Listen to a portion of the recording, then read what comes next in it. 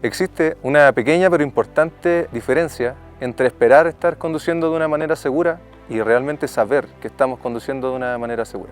Mi nombre es Carlos Contreras Bustos, soy operador de la compañía Lomas Bayas, tengo ya 7 años de experiencia operando camiones de extracción. Independiente de los años de experiencia que ya tengo, siempre creo que es importante tener el apoyo de nuevas tecnologías para la operación, para tener una operación más segura y tranquila en nuestros horarios de trabajo.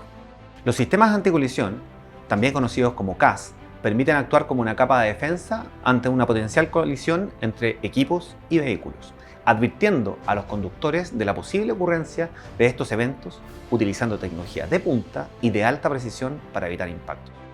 Bueno, la seguridad es nuestro principal valor. El valor número 1 de Glencore es la seguridad.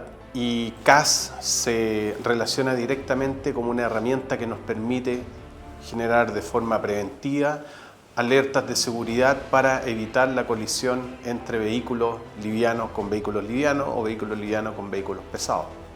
Por lo tanto, su aporte de valor hacia la seguridad es tremendo. CAS no es solamente un dispositivo tecnológico, es un catalizador de la cultura de seguridad. Nos sentimos orgullosos de que Glencore esté implementando esta tecnología en la operación de Lomas Bayas, siendo un referente a nivel local y a nivel internacional.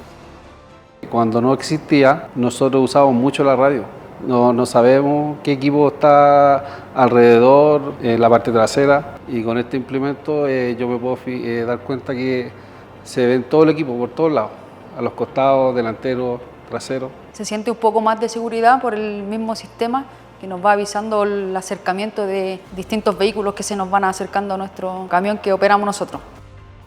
Glencore como corporación tiene al cuidado a su mayor activo, que son las personas, y en todas las actividades están centrados en este cuidado. La iniciativa CAS, puesta aquí en Lomas Lab, va a ayudar a ese cuidado de activo.